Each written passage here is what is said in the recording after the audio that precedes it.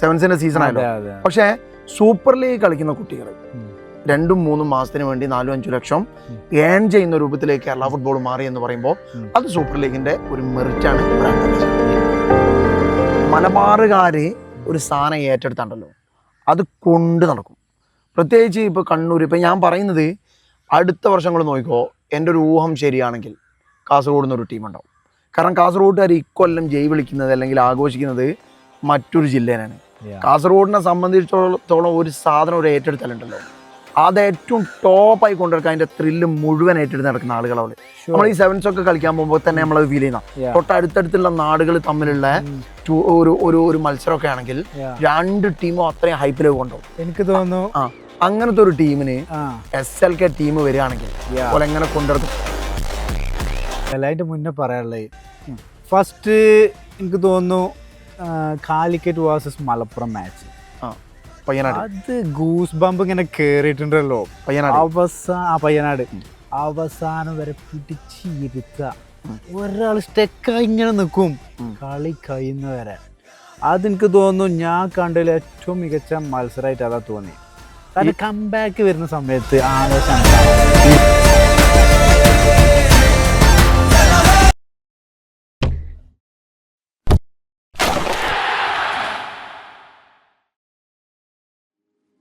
പന്തളിയിലേക്ക് സ്വാഗതം. ഇന്ന് ഇത് മുജീബുണ്ട്. My game Mujeeb.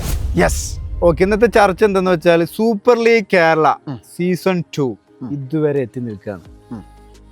എന്ത് തോന്നുന്നു സൂപ്പർ ലീഗിന്റെ 2ാം വരവിനെ പറ്റി? ഓക്കെ, ഇന്ത്യ നമ്മൾ SLK സീസൺ 2 കുറിച്ച് പറയുന്നതിന് മുന്നേ ഒരു കാര്യം ഞാൻ ചോദിക്കാം.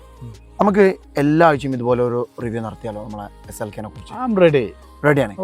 അങ്ങനെ നമുക്ക് ഇന്ന് ആദ്യത്തെ ഒരു വീഡിയോ ആയിട്ട് തന്നെ ഇത് പോസ്റ്റ് ചെയ്യാം. SLK സീസൺ 2 കുറിച്ച് പറയുമ്പോൾ ആദ്യം നമ്മൾ സീസൺ 1 ഓർക്കണം. സീസൺ 1 സമയത്ത് ഇത് എങ്ങനെയായിരിക്കും എന്നുള്ള ആശങ്കയിലായിരുന്നു എല്ലാവരും. മിക്കവാറും എല്ലാ ടീമുകൾക്കും ഹോം ഗ്രൗണ്ട് ഇല്ല. നമ്മൾ തൃശ്ശൂരൊക്കെ വന്ന് പയ്യനാടാണ് കളിച്ചത്. പക്ഷേ ഈ വർഷത്തേക്ക് വരുമ്പോൾ സീസൺ 2 എത്തി നിൽക്കുമ്പോൾ ടീമുകളൊക്കെ ഹോം ഗ്രൗണ്ടുകളായി. അവേ ഹോം മത്സരങ്ങൾ ഫാൻ ഫൈറ്റിൻ്റെ ഏറ്റവും ഉയർന്ന രൂപത്തിലേക്ക് മാറിക്കഴിഞ്ഞു. അപ്പോൾ എന്തായാലും ഈ ഒരു ടൂർണമെൻറ്റ് നടക്കുമ്പോൾ അതിൻ്റെ ആംബിയൻസിൽ നടക്കുക എന്ന് പറയുമ്പോൾ വളരെ പ്രധാനപ്പെട്ടതാണ്. മറ്റൊരു പ്രധാനപ്പെട്ട കാര്യം എന്താണെന്ന് വെച്ചാൽ ഒരു നാട്ടിൽ അല്ലെങ്കിൽ ഒരു രാജ്യത്ത് ഒരു ടൂർണമെൻറ്റ് നടത്തുമ്പോൾ അതിൻ്റെ സംഘാടകർ, അതിൻ്റെ അസോസിയേഷൻ പ്രധാനമായും ഉദ്ദേശിക്കുന്നത് അവിടെ ഫുട്ബോൾ ഡെവലപ്മെൻറ്റ് വരണം, അവിടുത്തെ യങ്സ്റ്റേഴ്സ് വളർന്നു വരണം എന്നുള്ളതാണ്. സൂപ്പർ ലീഗ് കേരള ഞാൻ മനസ്സിലാക്കിയെടുത്തോളം സൂപ്പർ ലീഗ് കേരളേൻ്റെ പ്രധാനപ്പെട്ട ലക്ഷ്യം ഇവിടുത്തെ യങ്സ്റ്റേഴ്സിനെ ഫുട്ബോളിലേക്ക് നല്ല രീതിയിൽ മോട്ടിവേറ്റ് ചെയ്ത് കൊണ്ടുവന്ന് അവരെ ഉഷാറാക്കി കൊണ്ടുവരിക എന്നുള്ളതാണ്. കഴിഞ്ഞ മത്സരങ്ങളൊക്കെ നോക്കുകയാണെങ്കിൽ ഇപ്പോൾ ലാസ്റ്റ് നടന്ന കണ്ണൂർ വാരിയേഴ്സിൻ്റെ നമ്മളെ മലപ്പുറമായിട്ടുള്ള മത്സരം മഴ തടസ്സപ്പെട്ടിട്ട് വീണ്ടും റീസ്റ്റാർട്ട് ചെയ്ത മത്സരം അടക്കെടുത്ത് നോക്കുകയാണെങ്കിൽ ഗോൾ സ്കോർ ചെയ്താട്ടെ, ജയിപ്പിക്കുന്നതാട്ടെ, മലയാളി രക്തം എന്ന് പറയുന്നില്ല ഉപരി യുവതാരങ്ങൾ അണ്ടർ 21 സിനാനെയൊക്കെ എടുത്തു പറയണം. SLK നടത്തിയ ട്രയൽ, ഞാനൊക്കെ ആ ട്രയലിൻ്റെ വീഡിയോ ഇതുണ്ട് നമ്മുടെ ചാനലിൽ. കൂടുതൽ ട്രയൽ വീഡിയോസ് ആണല്ലോ ചെയ്യുന്നത്. ആ ട്രയലിൽ നിന്നും പങ്കെടുത്ത ഒരു ടീമിലേക്ക് വരികയും എന്നിട്ട് ടൂർണമെൻറ്റിൻ്റെ ഹീറോയി മാറുകയും ചെയ്യുന്ന ഒരു കാഴ്ച. അതിലുപരി സാധാരണ ഈ പ്രായത്തിലുള്ള കുട്ടികൾ, കേരളത്തിലെ കുട്ടികൾ പണം കണ്ടെത്തുന്നത് ജീവിക്കാനും അല്ലെങ്കിൽ ലാവിഷായിട്ട് അവരുടെ ലൈഫ് കൊണ്ടുപോകാനൊക്കെ പണം കണ്ടെത്തിയിരുന്നത് സെവൻസ് മൈതാനങ്ങളാണ്. പ്രത്യേകിച്ച് ഈ സീസണിൽ സെവൻസിൻ്റെ സീസൺ ആയല്ലോ. പക്ഷേ സൂപ്പർ ലീഗ് കളിക്കുന്ന കുട്ടികൾ 2-3 മാസത്തിന് വേണ്ടി 4-5 ലക്ഷം ഏൺ ചെയ്യുന്ന രൂപത്തിലേക്ക് കേരള ഫുട്ബോൾ മാറി എന്ന് പറയുമ്പോൾ അത് സൂപ്പർ ലീഗിൻ്റെ ഒരു മെറിറ്റാണ്, ഒരു അഡ്വാൻറ്റേജാണ്. ഇപ്പോൾ സോഷ്യൽ മീഡിയ അതുപോലെ TV ചാനൽസ് ഇതിലെല്ലാം ചർച്ചാ വിഷയമായിരിക്കുകയാണ് സൂപ്പർ ലീഗ് കേരള. ശരിക്കും നാട്ടിൻ പുറത്തേക്ക് എത്രത്തോളം സൂപ്പർ ലീഗ് കേരള വ്യാപിച്ചിട്ട്? ഇംതി ചോദിച്ച ചോദ്യത്തിന് പക്ഷേ ഇംതി പറയുന്ന പോലെ തന്നെ എനിക്ക് മറുപടി പറയാൻ കഴിയും. കാരണം ഇംതി സൂപ്പർ ലീഗിൻ്റെ മൈക്കുമായിട്ട് ഗാലറിയിലൊക്കെ ആളുകൾ കാണുന്നതാണ്, ആളുകളോട് സംവദിക്കുന്നതാണ്, കുട്ടികളൊക്കെ ഉണ്ടാവാറ്. അപ്പോൾ അവരുടെ ഒരു റിയാക്ഷനും മറുപടി എന്നൊക്കെ സൂപ്പർ ലീഗ് എത്രമാത്രം ഹിറ്റായിട്ടുണ്ടെന്നുള്ള മനസ്സിലാവും. എന്നെ സംബന്ധിച്ചിടത്തോളം കുട്ടികൾക്കുള്ള ട്രയൽ വീഡിയോ ചെയ്യുമ്പോഴും അതുപോലെ തന്നെ ക്യാമ്പ് നൽകുമ്പോഴും ഒക്കെ കുട്ടികൾ അടക്കം മുന്നൊക്കെ ISL കളിക്കാന്നാ പറയാം.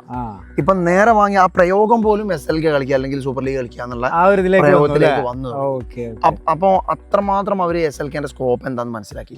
കഴിഞ്ഞ വർഷം ഇപ്പോൾ നമ്മളെ കേജിലുള്ള ആളുകൾ, നമ്മളൊക്കെ സുഹൃത്തുക്കളൊക്കെ കഴിഞ്ഞ വർഷം SLKന്റെ ഫൈനൽ കാണാൻ കാലിക്കറ്റ് സ്റ്റേഡിയത്തിൽ ഞാൻ കൂട്ടുകാരെ കൂടെ വന്നു. അപ്പോൾ പല ആളുകളും കൂട്ടത്തിലുള്ള ഫുട്ബോൾ കളിച്ച ആളുകൾ പോലും പറഞ്ഞത് ഇത് ഈ കൊല്ലത്തോടുകൂടി കത്തിത്തീരും. കാരണം നമ്മളെ ഫുട്ബോൾ സാധാരണഗതിയിൽ അങ്ങനെയാണ്. പക്ഷേ ഈ വർഷം നോക്ക്, കളിക്കുന്ന പ്ലേയേഴ്സിന്റെ എനർജി കൂടി കൂടുതൽ ഫുട്ബോൾ സെലിബ്രിറ്റീസ് ഇതിലേക്ക് ഇൻവോൾവ് ആയി. ആ രൂപത്തിലൊക്കെ നോക്കുമ്പോൾ എല്ലാവരും ഇതിനെ ഏറ്റെടുത്തിട്ടുണ്ട്. ഇത് ഭാവിയിൽ കൊണ്ടുപോകുന്നു, ഇത് കുട്ടികൾക്ക് ഫ്യൂച്ചർ ഉണ്ടായി കൊടുക്കാൻ പറ്റുന്ന സാധനമാണെന്നും ഒക്കെ കൃത്യമായ ധാരണ ആളുകൾക്ക്, എന്താ പറയുക, ചെറിയ കുട്ടികൾ മുതൽ വലിയ ആളുകൾക്ക് വരെ ഈ സാധനത്തിൽ ഒരു ധാരണ ആയിട്ടുണ്ട്. അപ്പോൾ അത് പോസിറ്റീവ് തന്നെയാണ്, 100% പോസിറ്റീവായിട്ടാണ് ആളുകൾ ഏറ്റെടുത്തത്. അതിൽ ഈ പറഞ്ഞതുപോലെ തന്നെ സോഷ്യൽ മീഡിയൻ്റെ ഇൻഫ്ലുവൻസ് ഭയങ്കരമായിട്ടുണ്ട്. റീലുകൾ കാണുന്നു, ഗോളുകൾ റീലിലൂടെ കാണുന്നു, ഡിഫൻസ് റീലിലൂടെ കാണുന്നു, അതുപോലെ തന്നെ കോച്ചസിൻ്റെ എല്ലാം ആക്ഷൻ റിയാക്ഷൻ എല്ലാം കുട്ടികൾ കാണുന്നത് അവരെ മോട്ടിവേറ്റ് ചെയ്യുന്നു. ഇന്നലെ മലപ്പുറം കണ്ണൂരുള്ള കളി മഴയിൽ കുതിരുന്നുണ്ട്. കോമഡി ആയിട്ട് എല്ലാവരും പറയും ഗോള് വരണമെന്നുണ്ടെങ്കിൽ മലപ്പുറത്തിന് ഗോള് വരണമെന്നുണ്ടെങ്കിൽ മഴ വരണം. പക്ഷേ ചില ആളുകൾ ഇങ്ങനെയൊക്കെ ആണെങ്കിലും ഗാലറിയിൽ നിന്ന് ആളുകൾ പോകുന്നില്ല. അത്രയും സമയം മഴ കൊണ്ട് കാത്തിക്കുന്നുണ്ട്. നമ്മളെ പയ്യനാട് സ്റ്റേഡിയത്തിലും മലപ്പുറത്തിന്റെ മറ്റൊരു കളിയിൽ ഇതേ രൂപത്തിൽ നമ്മൾ കാണണം. യെസ്. പക്ഷേ ഈ സമയത്ത് ചില ആളുകൾ പറയുന്ന വിമർശനം എന്താണ്, ആളുകൾ നിൽക്കല്ലാതെ എന്താ ചെയ്യാന്നുള്ളതാണ്. മരം പോലും നിൽക്കല്ല, സ്റ്റേഡിയത്തിന്റെ നടുവിൽ ഇപ്പം മരം കൊണ്ട് നോക്കാൻ പറ്റുമോ? ആളുകൾക്ക് മഴ പെയ്താൽ കയറിയേക്കാൻ ആളുകൾക്ക് പുറത്തു പോകാൻ ഓപ്ഷൻ ഉണ്ട്. പക്ഷെ പോവാതെ നിൽക്കുന്നത് എന്താ? ആ കളീന്റെ ഒരു സ്പിരിറ്റ് കൊണ്ട് തന്നെയാണ്. ലെവല് ഇപ്പൊ നമ്മൾ പ്രീമിയർ ലീഗ് ഒക്കെ തട്ടിച്ച് നോക്കുമ്പോൾ ലെവല് കുറവാണ്. പക്ഷെ ഏത് ലെവലിലും എന്റർടൈൻമെന്റ് ഉണ്ടാവുക എന്നുള്ളത് വളരെ പ്രധാനപ്പെട്ട കാര്യം. SLK 100% എന്റർടൈൻമെന്റ് ഇപ്പൊ നിലവിൽ കൊടുക്കുന്നുണ്ട്. അത് നമ്മൾ കളി കാണുന്ന സമയത്ത് ആളുകളുടെ കളി കാണാനുള്ള ത്വര, ഇതൊക്കെ നമ്മൾ കാണുമ്പോൾ നമുക്ക് മനസ്സിലാവും. ഇന്ത്യ എല്ലാ ഗ്രൗണ്ടിലും പോക്കില്ലേ? സൂപ്പർ ലീഗ് കേരളന്റെ ആളായിട്ട് തന്നെ എല്ലാ ഗ്രൗണ്ടിലും പോകുന്നുണ്ട്. എന്താ ഫീൽ ചെയ്യുന്നത്? എത്ര മാച്ച് എൻജോയ് ചെയ്ത് കണ്ടിട്ടുണ്ട്? ഏതാ സൂപ്പർ മാച്ച് ആയിട്ട് ഫീൽ ചെയ്യുന്നത്? ഇഷ്ടപ്പെട്ടു? ഏറ്റവും ത്രില്ലിങ് മാച്ച് ഏതാന്ന് ചോദിച്ചാൽ അതിന്റെ മുന്നേ പറയാനുള്ളത്, ഫസ്റ്റ് എനിക്ക് തോന്നുന്നു കാലിക്കറ്റ് വേഴ്സസ് മലപ്പുറം മാച്ച്. അത് ഗൂസ് ബമ്പ് ഇങ്ങനെ കേറിയിട്ടുണ്ടല്ലോ. പയ്യനാട് അവസാനം വരെ പിടിച്ചിരുത്ത, ഒരാൾ സ്റ്റെക്കായി ഇങ്ങനെ നിൽക്കും കളി കഴിയുന്നവരെ. അതെനിക്ക് തോന്നുന്നു ഞാൻ കണ്ടതിൽ ഏറ്റവും മികച്ച മത്സരമായിട്ട് അതാ തോന്നി.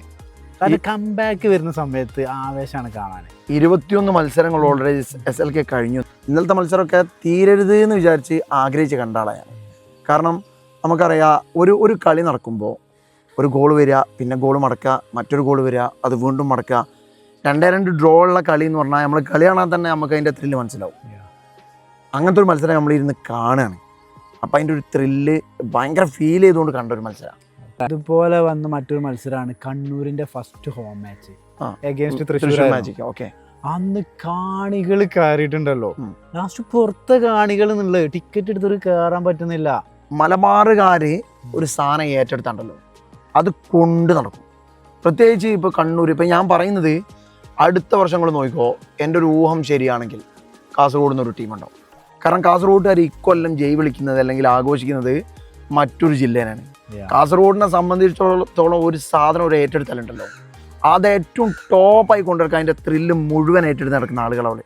നമ്മൾ ഈ സെവൻസ് ഒക്കെ കളിക്കാൻ പോകുമ്പോൾ തന്നെ നമ്മളത് ഫീൽ ചെയ്യുന്ന തൊട്ടടുത്തടുത്തുള്ള നാടുകൾ തമ്മിലുള്ള ഒരു മത്സരമൊക്കെ ആണെങ്കിൽ 2 ടീമും അത്രയും ഹൈപ്പിലേക്ക് കൊണ്ടുപോകും. എനിക്ക് തോന്നുന്നു അങ്ങനത്തെ ഒരു ടീമിന് SLK ടീം വരികയാണെങ്കിൽ പോലെ എങ്ങനെ കൊണ്ടുനടക്കും. എൻ്റെ ആഗ്രഹം വയനാട്ടിൽ നിന്നൊരു ടീം വരണം. കാരണം ഞാനൊരു വയനാട്ടുകാരനായതുകൊണ്ട് ഞാനിപ്പോൾ ഇപ്പം ഈ പറഞ്ഞ പോലെ തന്നെ മലപ്പുറത്തിനോ കോഴിക്കോടിനൊക്കെ ജയ് വിളിക്കുകയാണ്. പക്ഷേ ആഗ്രഹം അങ്ങനെയാണെങ്കിൽ കൂടി എൻ്റെ പ്രതീക്ഷ അടുത്ത വർഷം കാസർഗോഡ് നിന്നൊരു ടീം എന്തായാലും ഉണ്ടോ. എനിക്ക് തോന്നുന്നു സെവൻസിൽ ഏറ്റവും കൂടുതൽ ബാറ്റ് കിട്ടുന്നത് കാസർഗോഡായിരിക്കും അല്ലേ? അതെന്ത് ചോദിക്കാൻ എനിക്ക് അങ്ങനെ തന്നെയാണ്. കാസർഗോഡ് തന്നെ 11 ഇങ്ങനത്തെ ഒരു ടീം കൂടി പോലെ കൈ കിട്ടിയാലുണ്ടല്ലോ അല്ലേ? എന്തായാലും വരാനുള്ള കാര്യമാണല്ലോ, അതവിടെ കേട്ടെ. ഇപ്പം നിലവിൽ കളികൾ ഏകദേശം 21 മാച്ച് കഴിഞ്ഞല്ലോ. ടാബിളിനെ പറ്റി എന്താ പറയാനുള്ളത്? ആര് കയറി വരും?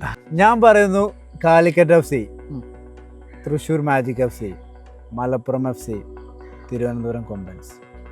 കണ്ണൂരിന് സാധ്യതയില്ല. കണ്ണൂരിനൊരു സാധ്യതയില്ല കാണുന്നില്ല. പക്ഷെ ഞാൻ പറയുന്നു കണ്ണൂരിന് ഞാനൊരു സാധ്യത കാണുന്നുണ്ട്. അത് അതിന് പ്രത്യേക കാരണം എന്താണെന്ന് വെച്ചാൽ പ്ലേയേഴ്സിനെ പോലെ തന്നെ ഞാൻ ഏറ്റവും കൂടുതൽ വിശ്വസിക്കുന്ന കോച്ചസ്. കണ്ണൂരിൻ്റെ കോച്ച് അടിപൊളി കോച്ചാണ്. ഈ വർഷം കോച്ചിനെ നിലനിർത്തിയ ഒരേ ഒരു ടീം കണ്ണൂരാണ്. അതിലുപരി അമ്പലത്തിനേക്കാൾ വലിയ പ്രതിഷ്ഠ എന്ന് പറഞ്ഞ പോലെ അസിസ്റ്റന്റ് കോച്ച് ഷഫീഖ് ഹസനാണ്. വയനാടുകാരനാണ്. എനിക്ക് പേഴ്സണലി അറിയാം. ആളുടെ ഡെഡിക്കേഷൻ, വർക്ക് റൈറ്റും ഒക്കെ എനിക്കറിയാം. മുജിന്റെ അഭിപ്രായത്തിൽ ഏത് ടീമുകൾ കയറും? എൻ്റെ അഭിപ്രായത്തിൽ ഞാൻ മലപ്പുറത്തിനോ കണ്ണൂരിനോ ആണ് സാധ്യത കണ്ടത്. മലപ്പുറം കണ്ണൂരോ വരും എന്നാണ് ഞാൻ പ്രതീക്ഷിക്കുന്നത്. ഓക്കെ, ബാക്കി 2 ടീമുകൾ തന്നെ ആയിരിക്കും. അതെ, ഷുവറാണ്. ബാക്കി 2 ടീമുകൾ എന്തായാലും ഉണ്ടാവും. അപ്പൊ ഇത്രയും കാര്യങ്ങൾ നമ്മൾ പറഞ്ഞു, അതിന്റെ കൂടെ പ്രഡിക്ഷനും പറഞ്ഞു. എന്തായാലും അല്ല, വരുന്ന ആഴ്ചയിൽ നമ്മൾ ഇരിക്കുമല്ലോ, നമ്മൾ തീരുമാനിച്ചിട്ടുണ്ടല്ലോ. അതെ അതെ, നോക്കാം ആര് പറഞ്ഞ ടീമുകൾ വരും എന്നുള്ളത് നമുക്ക് നോക്കാം. ഗൈസ്, അപ്പൊ അതുപോലെ പറയാനുള്ള കാര്യം, SLKയിലെ ഇമ്പോർട്ടന്റ് മാച്ചസ് ആണ് ഇനി വരാനിരിക്കുന്നത്. ഓരോ മാച്ചും ഇമ്പോർട്ടന്റ് ആണ് ഓരോ ടീമിനെ സംബന്ധിച്ചും. തീർച്ചയായിട്ടും എല്ലാ മാച്ചസും കാണാൻ വേണ്ടി ശ്രമിക്കുക. എൻജോയ് ദ ബ്യൂട്ടിഫുൾ ഗെയിം അല്ലേ? പറ്റുമെങ്കിൽ നമുക്ക് ഓരോ മാച്ചും അനലൈസ് ചെയ്യാൻ പറ്റുമെങ്കിൽ നമ്മൾ ചെയ്യും, റിവ്യൂ ചെയ്യും. ഓക്കെ, അപ്പൊ എന്തായാലും SLKന്റെ കാര്യങ്ങൾ അനലൈസ് ചെയ്തുകൊണ്ട് AD21 കൂടെ മൈ ഗെയിം ഉണ്ടാവും. So let's celebrate coming days of SLK. Okay, by.